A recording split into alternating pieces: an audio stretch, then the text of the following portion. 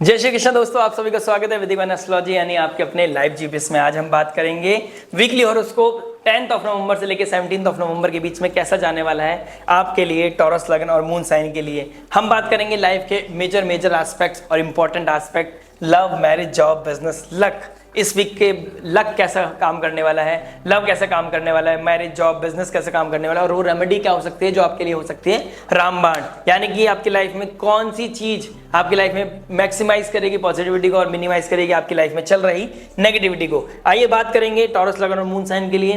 बात करते हैं पहले इस वीक में क्या क्या ट्रांजिट हुआ है। और आपको ऑलरेडी पता है कि जो हमारी ये प्रेडिक्शन रहती है वो रहती है मून बेस्ड, और मून ट्रांजिट करने वाले आपके 10th, 11th, 12th और फर्स्ट साइंस हाउस से।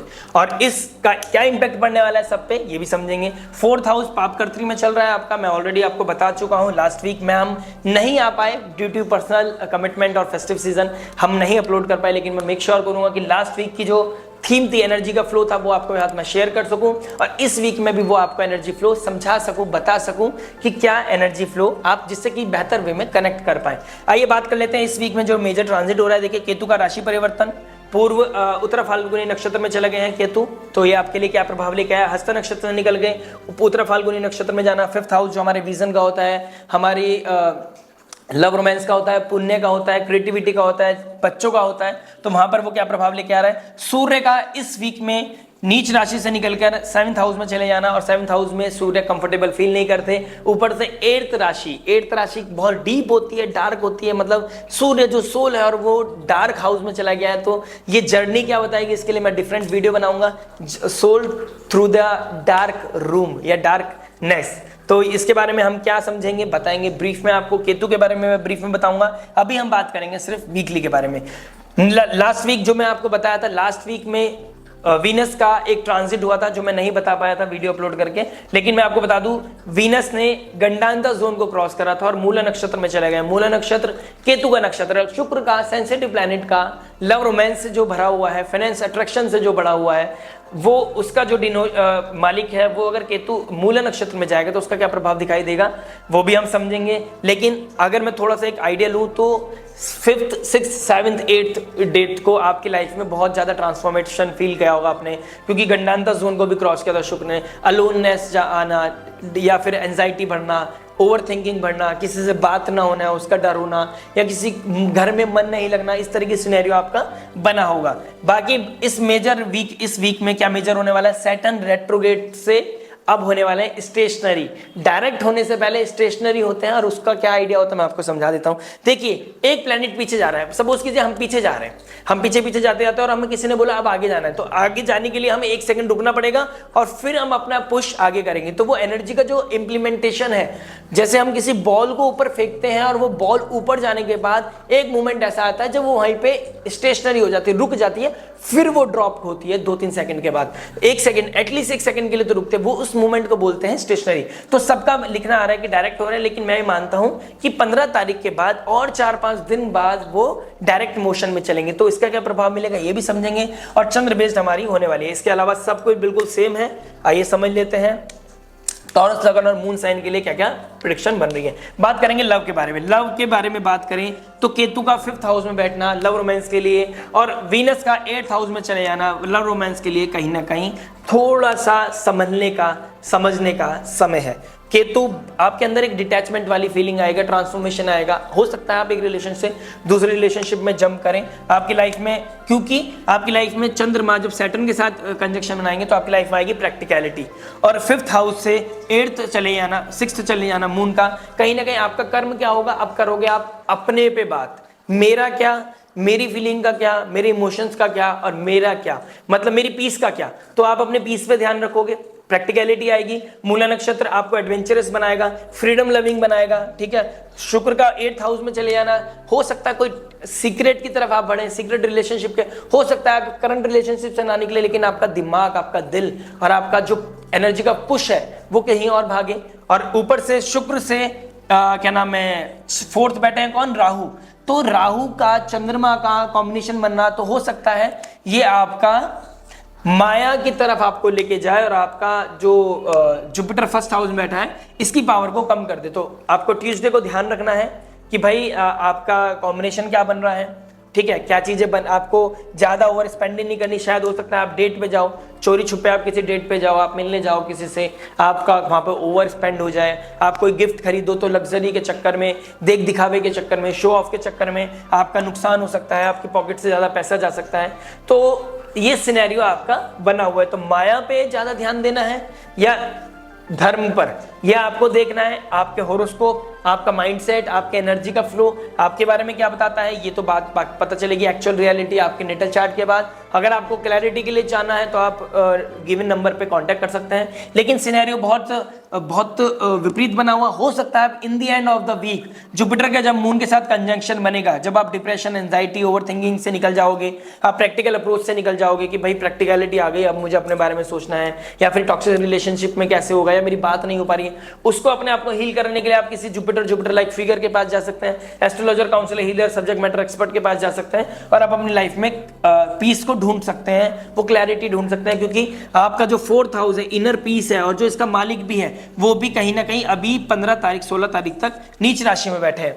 तो आपका जो पीस है ना, इनर पीस बहुत डिस्टर्बिंग है। तो आने वाले समय में आपको वो पीस क्लैरिटी मिलेगा। 20 तारीख के बाद आपकी लाइफ में थोड़ा सा एक आपका दिमाग चलेगा, थोड़ी सी क्लैरिटी आएगी जब वो जुपिटर के पास चला जाएगा 17 नवंबर के पास। तो उसके बाद आपकी लाइफ में क्लैरिटी आएगी, चीजें क्लियर होंगी। और बीच में 12 तारीख को एग्जैक्ट डिग्री पे आपका मरकरी जो रिलेशनशिप का कारक होता है और सैटर्न एग्जैक्ट डिग्री पे होंगे। तो हो सकता है आपके लिए 12 नवंबर थोड़ी सी टफ रहे।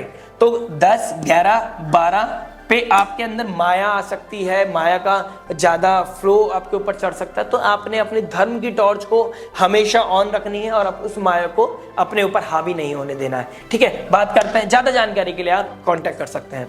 बात करते हैं मैरिज के बारे में। मैरिज क्या बताती है, देखिए सूर्य का आपका जो 4th लॉर्ड है, इनर पीस है, जो शादी में सबसे ज्यादा इंपॉर्टेंट होता है। पीस, होम एनवायरनमेंट, घर, परिवार, मदर इन लॉ, और वहां से चले गए हैं सूर्य नीच राशि से निकल गए। एक तो नीच राशि से टूट कर, छूट कर, परेशान हो गए, कॉन्फ्लिक्ट से निकल कर किसी तरह वो पहुंचे हैं 7th हाउस में। 7th हाउस किस राशि का है? सूर्य वहां पर कंफर्टेबल फील नहीं करते हैं, और सूर्य 1st हाउस में बहुत एक्सॉल्ट हो जाते हैं, यहाँ पर डेबिलिटेड हो जाते हैं, यानी नीच राशि के हो जाते हैं। और 7th हाउस में राशि कौन सी पड़ रही है?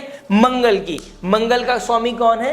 मंगल का स्वामी, जो इसका स्वामी है मंगल, वो कहाँ बैठे हैं? नीच राशि में बैठे हैं। और नीच राशि का जो मालिक है वो सैटर्न चंद्रमा के साथ बैठा है, वो शनि के साथ बैठा है चंद्रमा। तो कहीं ना कहीं प्रैक्टिकलिटी, डिस्टर्बेंस, करेज लो फील करना, आइडेंटिटी क्राइसिस होना, प्रॉब्लम आना, कहीं ना कहीं बहुत एनर्जी, टॉक्सिसिटी बढ़ना, रिलेशनशिप में हर्डल्स आना। लेकिन एक चीज अच्छी है, अगर आप स्पिरिचुअलिटी से जुड़े हुए हैं और आप अपने आप को मोरल कंपेस में आपने डाल रखा है, आपका दिमाग एक जगह लगा हुआ है, और शुक्र 8th हाउस में जो आपको हिडन सीक्रेट की तरफ लेके जा रहा है, ठीक है, सीक्रेसी की तरफ लेके जा रहा है, इंटेलिजेंस की तरफ आ रही है। अगर आपने 8th हाउस, अकल्ट का भी होता है 8th हाउस, गलती नहीं होता है। 8th हाउस आपकी ट्रांसफॉर्म भी करने में हेल्प करता है, और वो देवगुरु क्या नाम है, दैत्य गुरु हैं आपके शुक्र। अगर आप एस्ट्रोलॉजी के थ्रू, एस्ट्रोलॉजी के स्टूडेंट हैं आप, या फिर एस्ट्रोलॉजी की हेल्प लेना चाहते हैं, इसके थ्रू आप अपनी लाइफ को ट्रांसफॉर्म कर सकते हैं, इसमें कोई भी दो राय नहीं है। फिलोसफिकल होना, स्पिरिचुअलिटी की हेल्प लेना, कहीं ना कहीं शुक्र क्या नाम है, जुपिटर की राशि में बैठे हैं और जुपिटर शुक्र की राशि में बैठे हैं, तो एक दूसरे को दोनों सपोर्ट करेंगे। तो कहीं ना कहीं शुक्र जो रिलेशनशिप के कारक होते हैं और जुपिटर जो आपके रिलेशनशिप, पार्टनरशिप, स्पाउस को डायरेक्ट एस्पेक्ट कर रहे हैं, ये आपको बहुत हेल्प कर सकते हैं। लेकिन in the end of the week moon transit उनको ज्यादा हेल्प करेगा। उससे पहले की जर्नी, कल क्या होगा, कब होगा, बात कब होगी, कंसल्टेशन लेने के बाद भी हो सकता है आपको 10-15 दिन वेट करना पड़े, 2-3 दिन वेट करना पड़े, डिपेंड करता है कि भाई आप किससे कंसल्ट कर रहे हैं, किसके पास क्या स्लॉट अवेलेबल है। अगर आप हमसे बात करते हैं तो थोड़ा सा टाइम लग सकता है, 7 to 10 डेज का।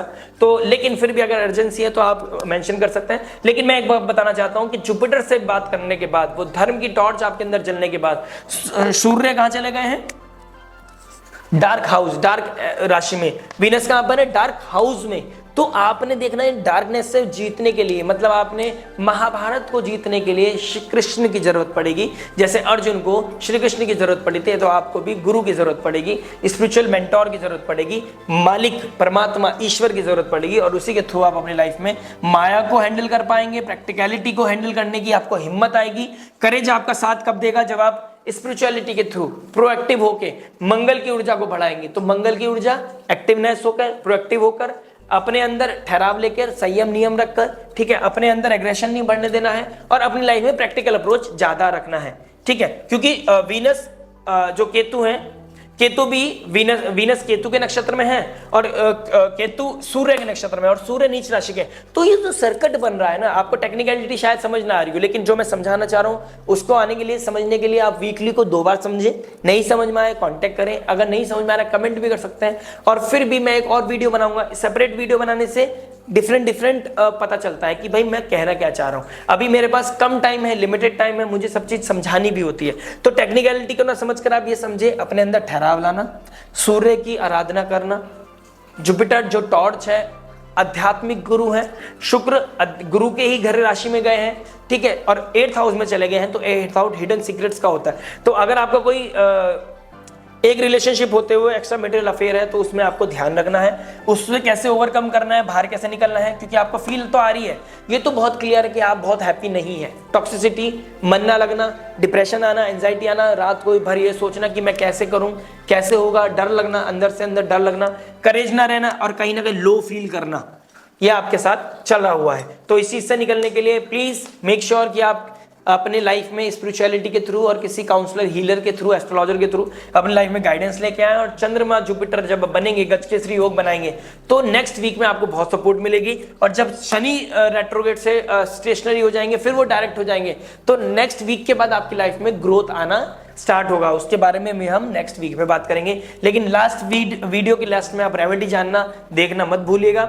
लक के बारे में समझना मत भूलिएगा कि लक आपका कैसे, कितना, कहां साथ देने वाला है। बात करेंगे जॉब के बारे में। जॉब क्या बताता है, देखिए, सूर्य का नीच राशि में बैठना, वहां से निकलकर आपका चले जाना 7th हाउस में, तो आपकी जॉब में पब्लिक इमेज खराब कर सकता है, आपके ऊपर ज्यादा ओवर बर्डन हो सकता है, आपके ऊपर काम ज्यादा हो सकता है, ये बहुत क्लैरिटी दिखा रहा है, वियर्ड सिचुएशन दिखा रहा है, ठीक है।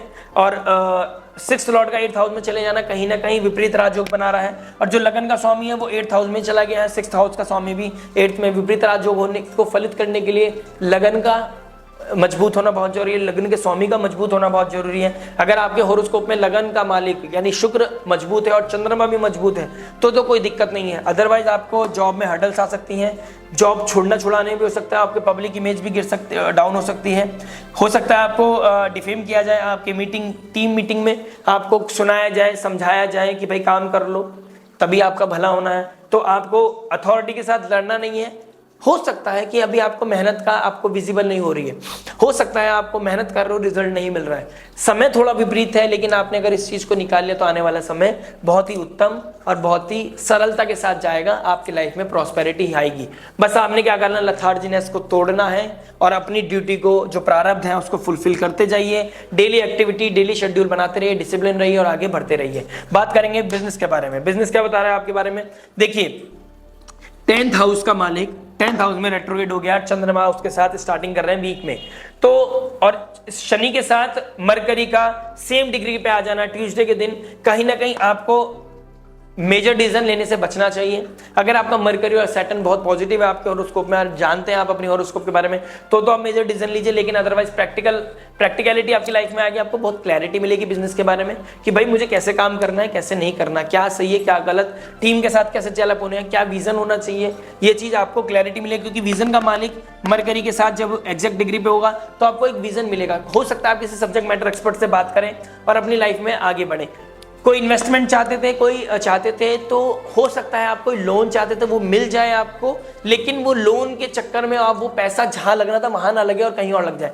तो मेक श्योर कि चीजों को इस वीक ना करके अगले वीक थोड़ा सा प्लान करके चलें, और प्लान करके रेगुलर चले कि भाई मुझे कितना कहाँ कैसे खर्च करना है।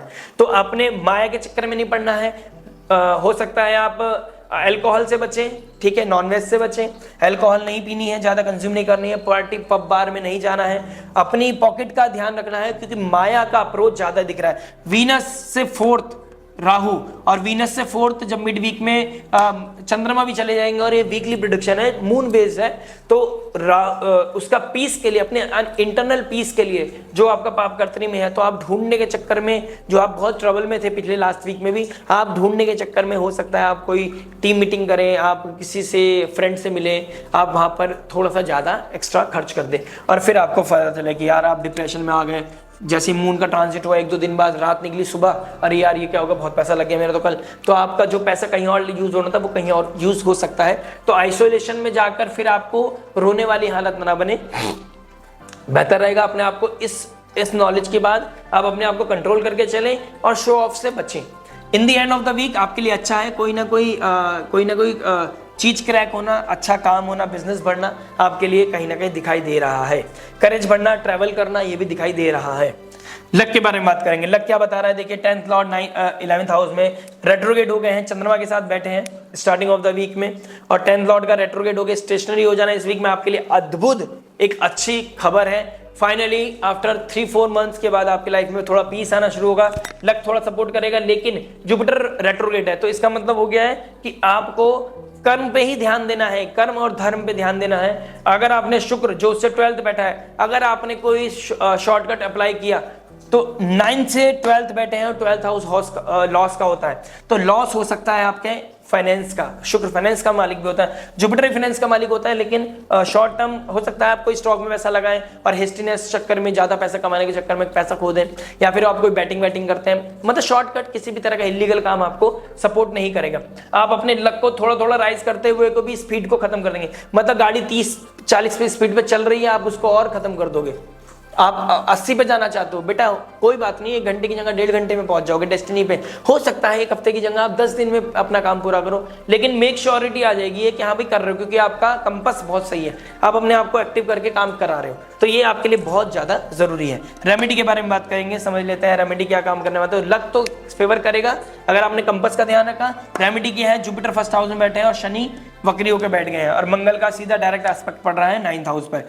तो रेमेडी ऐसे काम करेगी, विष्णु सहस्त्र नाम पढ़ना, विष्णु भगवान के मंदिर जाना, लक्ष्मी नारायण भगवान की माला करना है, ओम नमो भगवते वासुदेवाय का जाप करना आपके लिए बहुत अच्छा है। कार्तिक मास चल रहा है, दीपदान करना तुलसी जी पे, तुलसी रानी पे, महारानी पे, ठीक है, और आपके लिए बहुत ही सर्वोपरि है। तो आप ये कार्य करोगे तो आपके लिए अद्भुत योग बनेगा। दीपदान करना आपके लिए अद्भुत पॉजिटिविटी लेके आएगा, और ओम नमो भगवते वासुदेवाय की 108 टाइम्स आपकी माला आपके लिए अद्भुत काम करने वाली है। अद्भुत का मतलब अद्भुत होता है, और आप समझ लीजिए ये आपकी लाइफ में कितनी पॉजिटिविटी लेके आएगी। और डार्क जो एनर्जीज बने, सूर्य का डार्क हाउस में चले जाना और शुक्र का 8th हाउस में बैठना, तो ये डार्कनेस से बचने के लिए आपको चाहिए प्रकाश, और तुलसा मैया की को दीपदान करना, विष्णु सहस्त्र नाम पढ़ना, ओम नमो भगवते वासुदेवाय की जाप करना आपके लिए सर्वोपरि है। लाइक शेयर सब्सक्राइब करना मत भूलिएगा, घंटी बजाना मत भूलिएगा, क्योंकि मैं वीडियो लेके आता रहूंगा आपके लिए हमेशा, हर पल आपके साथ। वैदिक वन लाइव जीपीएस जुड़ा रहेगा। मिलते हैं नेक्स्ट वीडियो में, टिल देन नमस्ते, राधे राधे।